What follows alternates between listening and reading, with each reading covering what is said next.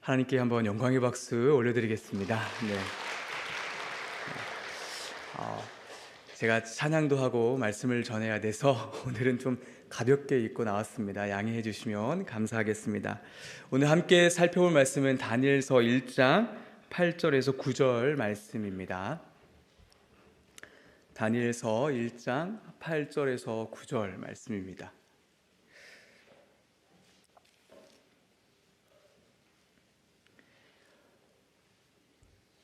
네, 하나님의 말씀입니다. 다니엘은 뜻을 정하여 왕의 음식과 그가 마시는 포도주로 자기를 더럽히지 아니하리라 하고 자기를 더럽히지 아니하도록 환관장에게 구하니 하나님이 다니엘로 하여금 환관장에게 은혜와 긍휼을 얻게 하신지라. 아멘. 사랑하는 여러분, 하나님께서는 말씀하시는 분이시죠. 그리고 그 말씀을 반드시 성취하시는 분이십니다. 특별히 모든 역사를 말씀으로 주관하시고 그분의 지혜와 능력으로 다스리시고 계시죠. 이렇게 모든 역사를 주관하시는 하나님께서는 이 땅에 당신님의 백성들을 세워두셨습니다. 예수님의 말씀처럼 세상에 속하지는 않지만 세상 안에 살아가는 그 어린 양들을 세워두신 것이죠. 요한복음 17장 14절에 이렇게 말씀하셨습니다. 내가 세상에 속하지 아니함 같이 그들도 세상에 속하지 아니하므로. 하나님께서는 세상 안에 살아가는 백성들에게 하나님 나라를 위하여 또 뜻을 정할 수 있도록 말씀을 계속해서 공급하고 계시죠. 그리고 백성들이 뜻을 정하면 하나님께서는 은혜를 주시고 지혜와 지식을 주십니다. 그래서 이리때같이 달려드는 세상을 극복하도록 하시고 또 하나님 나라를 위한 길을 열어주십니다. 이렇게 하나님께서는 뜻을 정할 수 있도록 말씀하시고 뜻을 정한 이들을 통하여 하나님 나라의 진전을 이루어 가십니다. 오늘 살펴볼 다니엘서 1장은 이 점을 가장 잘 보여주고 있다고 생각합니다. 다니엘서의 시대적 배경이 1절에 기록되어 있죠. 유다왕 여호야김이 다스린 지 3년이 되는 해에 이스라엘이 남과 북으로 갈라지고 나서 수많은 왕들이 세워지고 역사 가운데 사라졌습니다. 안타깝게도 수많은 왕 중에 하나님의 보시기에 선한 왕은 그리 많지 않았습니다. 오늘 본문에 나타난 여호야김은 극악 중에 극악, 악한 왕이었습니다. 반면에 이 여호야김의 아버지인 요시야는 하나님 보시기에 매우 선한 왕이었죠. 우연히 성전에서 율법책을 발견하고 유다의 영적 회복과 갱신을 이룬 인물이었습니다. 다니엘은 이 요시야 왕이 개혁할 당시에 태어나서 성장했습니다. 다니엘은 왕족이거나 또 귀족이었죠. 그래서 다니엘은 이 요시야 왕의 개혁을 옆에서 지켜봤을 것입니다. 그리고 그때 발견된 율법책의 내용을 가까이에서 배웠습니다. 왜냐하면 성경은 다니엘은 건강하고 잘생겼으며 모든 일에 지혜롭고 지식이 있었다고 기록하고 있기 때문입니다. 선한 왕인 요시야가 죽고 나서 아들 여호야김이 왕이 되었습니다. 그때 하나님께서는 이 왕의 악함을 모습을 보시고 에레미야 선지자에게 이렇게 말씀하셨습니다. 에레미야 32장입니다. 나는 여호와여 모든 육체의 하나님이라 내게 할 수 없는 일이 있겠느냐. 그러므로 여호와께서 이와 같이 말씀하시니라. 보라, 내가 이 성을 갈대아인의 손과 바벨론의 느부갓네살 왕의 손에 넘길 것인지 그가 차지할 것이라. 하나님의 말씀대로 바벨론의 느부갓네살 왕은 예루살렘을 에워쌉니다. 그리고 공격했죠. 이 느부갓네살 왕은 성전의 그릇을 바벨탑이 세워진 하나님을 대적했던 신할 땅으로 가져갔습니다. 그리고 자신들의 신인 벨의 신전 보물창고에 두었죠. 당시 전쟁에서 승리하면 정복한 땅에 있는 신의 형상을 갖고 가는 것이 그런 문화였습니다. 그렇게 해서 승리를 기념한 것이죠. 자기들의 신이 적들의 신을 굴복시켰다는 그러한 의미입니다. 그러나 여러분, 하나님은 형상이 없으시죠. 그래서 느부갓네살은 성전의 그릇들을 가지고 대신 갖고 갔습니다. 그런데 여러분, 여기서 놀라운 사실이 하나 있습니다. 성전의 그릇을 신할 땅에 신전 보물창고에 놓은 주관자가 느부갓네살이 아니라는 점입니다. 본문 1장 2절의 말씀인데요. 주께서 유다 왕 여호야김과 하나님의 전 그릇 얼마를 그의 손에 넘기심에 그가 그것을 가지고 신할 땅 자기 신들의 신전에 가져다가 그 신들의 보물 창고에 두었더라. 보시면 주께서 두었더라. 하나님을 대적하는 땅에 하나님께서는 의도적으로 성전 그릇을 갖다 놓으셨습니다. 왜 그러셨을까요? 이 모든 일이 하나님의 주관하심에 따라 행해진 심판이었기 때문입니다. 하나님께서는 예레미야 선지자에게 했던 말씀을 성취하시고 역사를 주관하시고 통제하셨던 것이죠. 또 느부갓네살은 환관장인 아스브나스에게 이스라엘의 왕족과 귀족 중에 용모가 아름답고 똑똑하고 또 학문의 지혜와 지식이 뛰어난 이들을 데려오게 했습니다. 그리고 그들에게 갈대아 사람들의 학문과 언어를 가르치게 했죠. 이 갈대아 지역은 고대 문명의 발원지이기도 했으며 무엇보다 점성술과 또 미래를 예측하는 영매술이 매우 발달된 지역이었습니다. 예수님이 태어날 당시에 동방박사들이 하늘의 별을 보고 찾아오는데 이 동방박사들도 이러한 학문의 조예가 매우 깊은 자들이었죠. 포로로 끌려온 왕족과 귀족들은 단순한 바벨론의 학문을 배우는 것이 아니라 점성술, 영매술, 미래를 예측하는 학문, 또 국가 경영을 위한 이상과 꿈을 해석하는 그러한 학문을 아주 그런 엘리트 교육을 받게 되었습니다. 또 느부갓네살은 이렇게 데려온 이들에게 자신의 음식과 자신이 마시는 포도주를 제공하도록 했습니다. 그렇게 3년을 기르게 하셨죠. 이렇게 함으로 점차적으로 유다 백성들은 민족으로부터 분리될 수밖에 없었고 그 정체성을 잃어버리게 해서 갈대아 풍습에 익숙해지기를 왕이 원했던 것입니다. 이를 위해 왕족과 귀족들이 포로로 끌려오게 됩니다. 이때 온 사람들 중에 다니엘과 하나냐, 미사엘, 아사랴가 있었습니다. 어느 날 환관장은 다니엘과 새 친구들과의 의증과는 상관없이 그들의 이름을 어떻게 하죠? 바꾸어 버립니다.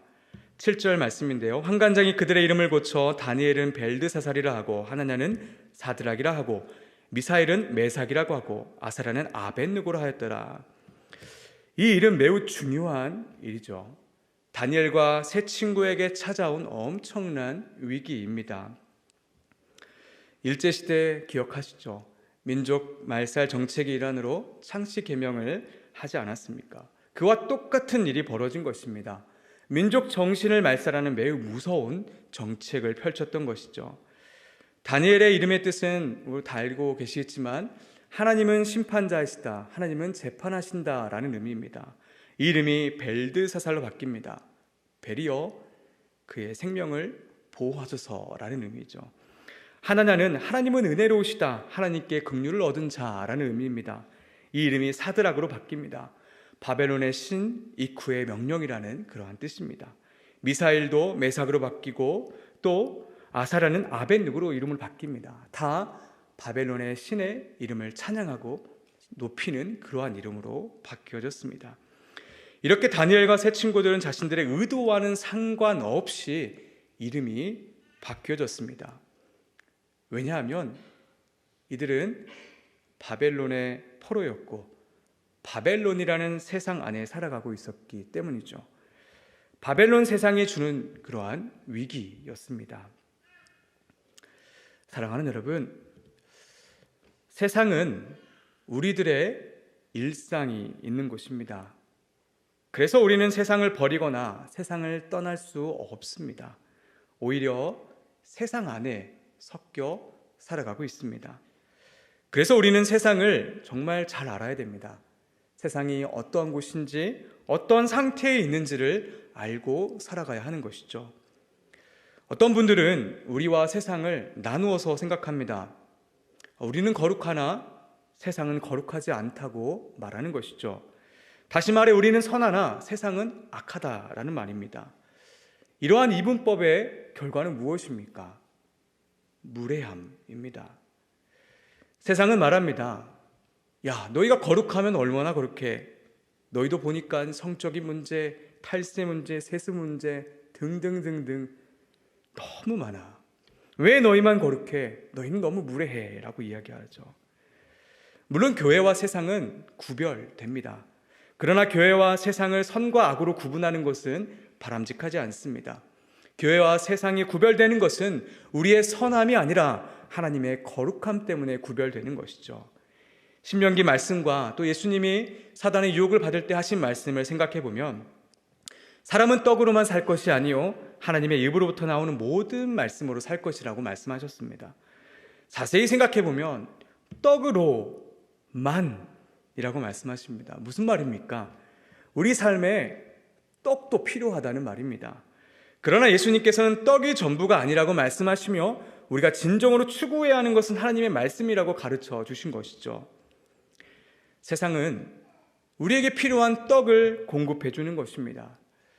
세상의 많은 것들이 하나님께서 우리 모두에게 주시는 은혜의 선물인 것이죠. 그러나 안타깝게도 세상은 떡만을 강조합니다. 하나님의 말씀을 강조하지 않습니다. 아니, 오히려 하나님의 말씀의 존재를 지우고 있죠. 왜 이런 일이 벌어지고 있을까요? 여전히 세상은 공중 권세 잡은 자 아래 있고 죄가 주인이 되는 곳이기 때문입니다. 여러분, 신자는 예수 그리스도를 믿어서 죄에서 해방되었습니다. 이미 구원을 받았죠. 그러나 안타깝게도 우리는 아직 육신은 세상 안에 살아가고 있습니다. 죄의 포로 상태에 있는 세상에 우리는 섞여 살아가고 있는 것이죠. 그래서 우리의 일상은 세상의 영향을 받게 됩니다. 죄의 영향을 받게 되는 것이죠. 비록 다니엘처럼 국가가 주는 그런 박해는 없을지라도 여전히 우리는 가시와 엉겅퀴가 흥황하는 이 세상 안에 살아가고 있습니다. 죄의 포로인 세상은 우리의 의도와는 상관없이 우리를 넘어뜨리고자 우리의 이름을 바꾸어 버립니다. 신자로서 우리의 정체성을 없애려고 하는 것이죠. 사랑하는 여러분, 하나님께서는 사람을 창조하실 때 의존적인 존재로 창조하셨습니다. 우리는 하루라도 음식을 못 먹으면 배고파서 안달이 나죠.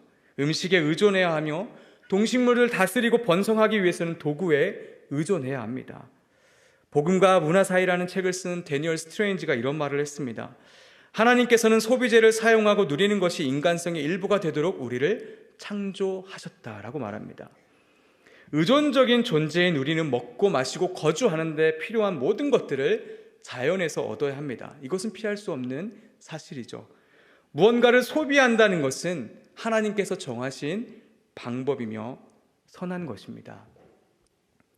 오늘날에는 우리의 이 부족한 부분을 소비할 수 있도록 참 편리한 공간이 있죠.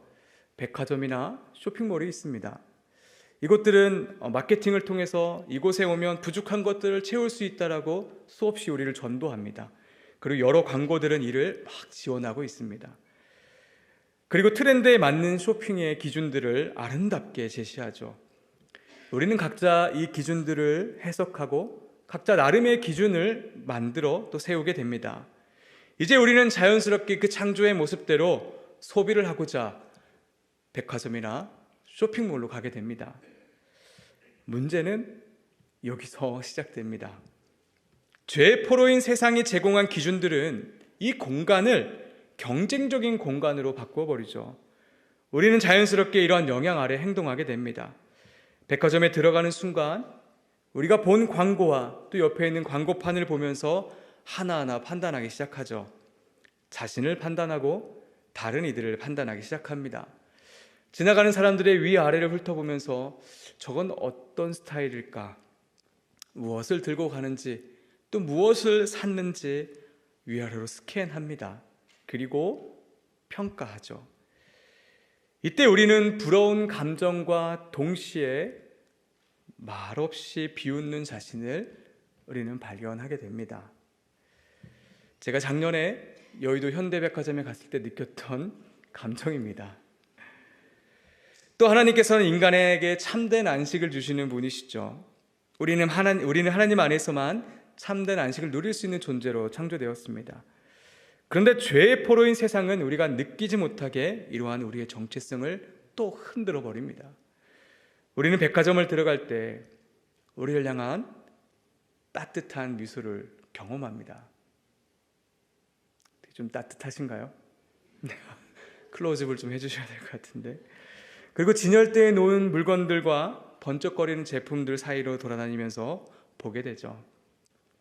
그렇게 우리는 반복되고 지겨웠던 우리의 일상이 주는 답답함이 해결되는 기쁨, 해결되는 놀라움을 그 안에서 경험하게 됩니다. 제임스 스미스라는 분이 이러한 모습을 보고 나는 쇼핑하고 쇼핑한다. 그러므로 나는 존재한다 라고 표현합니다.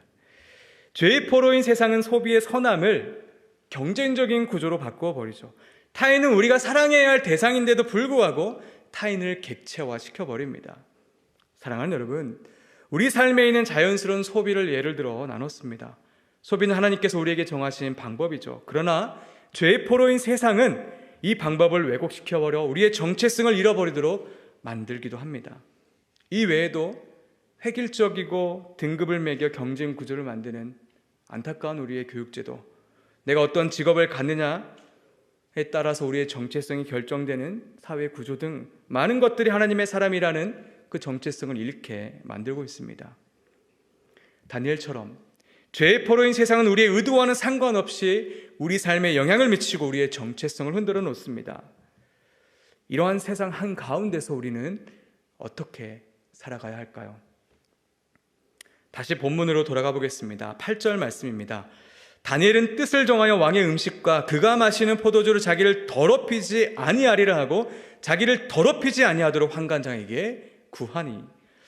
환관장은 다니엘과 세 친구들의 정체성을 흔들고자 새로운 이름을 주었습니다. 그러나 다니엘은 이에 굴하지 않고 반발했습니다. 다니엘은 왕의 음식과 그가 마시는 포도주로 자기를 더럽히지 않겠다고 자기의 심장에, 마음에, 의지와 감정의 생각에 새겼습니다. 참 이스라엘 사람 다니엘이 되겠다는 결심을 한 것이죠. 다니엘은 이름까지 바뀐 마당에 왕의 음식과 포도주를 먹게 되면 완전히 자신의 정체성을 잃어버릴 것 알았습니다. 왕의 음식과 포도주를 먹는다는 것은 완벽하게 바벨론 사람으로 살아가자는 유혹인 것을 깨달은 것이죠. 여러분, 음식물은 사람의 인격과 생각을 지배합니다. 도대체 오늘 뭔 말이야? 이게 무슨 말일까요? 여러분, 대한민국은 뭐죠? 고추장이죠. 프랑스는 뭡니까? 달팽이 요리, 제가 먹어보진 않았지만 달팽이 요리입니다. 이탈리아는 뭡니까? 에스프레소. 베트남은 뭡니까? 네, 쌀국수입니다. 맛있는 쌀국수. 이렇게 음식은 그 나라와 사람의 문화와 정체성을 보여주며 지배합니다. 바벨론의 음식을 먹으면 정말 바벨론 사람이 되는 것이죠. 또 왕궁에서 제공하는 음식은 사실 바벨론 신에게 제사한 음식일 수도 있었습니다. 또 그 차려진 음식이 레위기 11장에 말하는 금지한 음식들이 차려져 있을 수도 있는 가능성이 있었죠. 다니엘은 이를 거부한 것입니다. 다니엘은 하나님은 나의 재판장이시다는 엘의 사람으로서 자신의 정체성을 잃지 않기로 뜻을 정했습니다. 그런데 여러분, 여기서 저는 한 가지 의문이 들었습니다. 다니엘이 뜻을 정할 수 있었던 그 이유, 그 계기가 무엇이었을까라는 질문입니다. 바벨론으로 함께 끌려온 수많은 왕족과 귀족들인 사람들이 있었습니다. 그들 가운데 유독 다니엘만이 뜻을 정했습니다. 세 친구들은 그 다니엘의 뜻을 동참한 것이죠. 어떻게 다니엘은 이러한 결단을 내릴 수 있었을까요? 그 힌트를 9장 2절에서 찾을 수 있습니다. 다니엘서 9장 2절에 곧 그 통치 원년에 나 다니엘이 책을 통해 여호와께서 말씀으로 선지자 에레미야에게 알려주신 그 연수를 깨달았나니 곧 예루살렘의 황폐함이 70년 만에 그치리라 하신 것이라. 다니엘은 에레미야 선지자를 통해 전해진 하나님의 말씀을 소유했고 그 말씀을 기억하고 상고하고 마음과 머리에 새기고 있었습니다. 이 점에 비추어 볼 때 요시야 왕 때 발견된 율법책의 내용도 함께 배우고 늘 숙지하고 있을 것으로 우리는 생각해 볼 수 있는 것이죠. 결국 다니엘에게 뿌려진 그 말씀의 씨가 그 마음을 지키도록 한 근원이며 출처가 되었던 것이죠. 우리가 외우고 있는 디모데후서 3장 15절 다 외우실 수 있으시죠? 네, 화면을 보고 같이 한번 읽어보겠습니다. 시작. 또 어려서부터 성경을 알았나니 성경은 능히 너로 하여금 그리스도 예수 안에 있는 믿음으로 말미암아 구원에 이르는 지혜가 있게 하느니라. 다니엘은 말씀을 따라 믿음을 따라 뜻을 정했습니다. 하나님께서 말씀 가운데 지혜를 주심으로 다니엘의 마음을 역동하여 역사하신 것이죠. 그리고 이제 뜻을 정한 하나님의 백성을 하나님께서 이끌어 가십니다. 9절 말씀이죠. 하나님이 다니엘로 하여금 환관장에게 은혜와 긍휼을 얻게 하신지라. 왕의 음식과 포도주를 먹지 않겠다는 사실을 환관장에게 선포했습니다. 여러분, 환관장 입장에서 한번 생각해 보십시오. 왕의 음식을 거부함으로 다니엘과 세 친구의 그 낯빛이 만약에 좋지 않다면 이 환관장은 왕에게 벌을 받거나 죽임을 당할 수 있는 상태였습니다. 그래서 10절의 환관장은 다니엘의 요구를 거절합니다. 그런데 이 왕의 음식과 포도주를 먹는 건 누구의 명령입니까? 왕의 명령입니다. 이 명령을 지키지 않은 자는 신하로서 당연히 왕께 고하고 끌고 갔어야 하는 것이죠. 그러나 환관장은 누구의 은혜를 입었습니까? 하나님의 은혜로 인하여 다니엘을 끌고 가지 않습니다. 믿지 않는 그 환관장에게 하나님이 은혜를 베푼 것이죠. 뜻을 정하니 하나님께서는 이렇게 하나하나 이끌어 가십니다. 하나님께서 이끄시니 다니엘은 환관장이 거부해도 포기할 수 없었습니다. 다시 그 환관장이 다니엘과 세 친구들을 감독하게 한 자, 감독자에게 말합니다. 열흘 동안 자신들에게 채식을 주어 먹게 하고 자신들의 얼굴을 왕의 음식을 먹는 일과 비교해보라는 제안을 하죠. 여러분, 여기서도 놀랍습니다. 놀랍지 않으신가요? 이 감독자가 이걸 받아들입니다. 이 감독자는 환관장의 부하이고 환관장이 거절했다는 사실을 이 감독자도 분명히 알고 있었을 것입니다. 그러나 이 감독자는 다니엘의 제안을 받아들이죠. 하나님께서 하나하나 끌어가고 계십니다.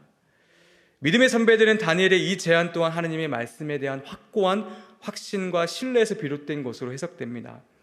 환관장이 부하인 감독자는 여러 그런 반대되는 모습이 있었을지어도 받아들이고 그리고 따라갔던 것이죠. 다니엘은 포기하지 않았습니다.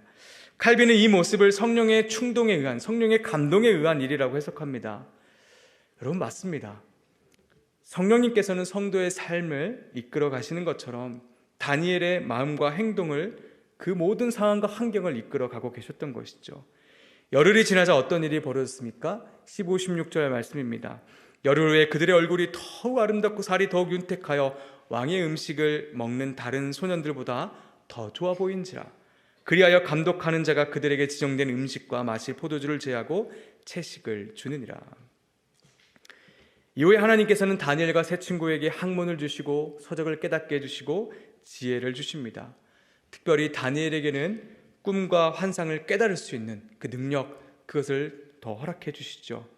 3년이 지나고 왕 앞에 섰을 때 온 나라의 박수와 술객보다 이 4명의 지혜와 총명이 비교할 수 없을 만큼 뛰어나도록 하나님께서 이끌어 주셨습니다. 이제 말씀을 정리하겠습니다. 분명하게 죄의 포로인 세상은 우리를 향해 계속 다가옵니다. 우리는 그러한 세상 안에 살아가고 있죠. 그래서 의도하지 않지만 그 세상의 영향을 받을 수밖에 없습니다. 그러나 중요한 것은 예수님께서 그러한 세상에 속하지 않으신 것처럼 우리도 세상에 속하지 않습니다. 왜 우리가 세상에 속하지 않을 수 있습니까? 왜 그렇습니까? 바로 우리 심장에 주의 말씀이 심겨져 있기 때문입니다. 예수님께서 마지막 하나님께 기도를 드리면서 요한복음 17장 16, 17절에 이렇게 말씀하십니다. 내가 세상에 속하지 아니함 같이 그들도 세상에 속하지 아니하였사옵나이다. 그들을 진리로 거룩하게 하옵소서. 아버지의 말씀은 진리입니다. 주의 말씀이 우리 안에 있기에 우리는 세상에 속하지 않는 자로 살아갈 수 있게 되는 것이죠. 우리 스스로 의도하지 않았지만 우리의 정체성을 위협하는 수많은 구조들을 분별하도록 그 진리의 말씀으로 우리를 이끌어 주시고 계십니다. 히브리서 4장 12절에 하나님의 말씀은 살아있고 활력 있어 좌우의 그 어떤 날선 어떤 검보다도 예리하여 hum과 영과 및 관절과 골수를 찔러 쪼개기까지 하며 또 마음의 생각과 뜻을 판단하느니 죄의 포로인 세상의 그 구조를 파악하도록 이끌어주시고 우리로 하여금 뜻을 정하도록 이끌어주십니다. 그렇게 뜻을 정한 주의 자녀들에게 하나님께서는 그 모든 상황과 환경들, 만나는 모든 사람에게 은혜와 긍휼을 주시고 하나님 나라의 진전을 위하여, 하나님 나라의 그 영광을 위하여, 그 하나님 나라에 들어갈 때까지 그 삶을 이끌어 가고 계시는 것이죠. 다니엘과 이세충군은 이후에 바벨론의 지도자가 됩니다. 그리고 그렇게 하나님의 이름을 왕들 가운데 나타내죠. 그러나 이후에 이들은 그 높은 고지가 아니라 누구도 가지 않는 좁은 길로 걸어가게 됩니다. 아무도 가지 않는 좁고 협착한 길로 걸어가게 되는 것이죠. 높은 곳이든 낮은 곳이든 하나님께서는 이들을 주의 영광을 위하여서 계속해서 다니엘서를 통해서 알려주시고 끌어가시는 것을 우리에게 보여주시고 계십니다. 사랑하는 여러분, 분명하게 하나님께서 우리를 이끌어가고 계십니다. 세상이 너무 커 보일 수도 있습니다. 그러나 우리 하나님께서는 세상과는 비교할 수 없을 만큼, 아까 모르는 찬양을 하셔서 당황하셨겠지만 크신 내 주님이십니다. 여러분 믿으십니까? 이 모든 역사를 주관하시고 모든 것을 허락하시고 다스리시고 통제하시는 그러한 분이시라는 것이죠. 그분을 믿으며 우리 함께 우리 인생을 돌아보면서 이 시간 나아갔으면 좋겠습니다. 우리 함께 이 시간 기도하겠습니다. 우리 자유롭게 각자가 주신 하나님의 마음의 감동에 따라서 하나님 앞에 기도하면서 이 시간 나아가겠습니다. 하나님 감사합니다.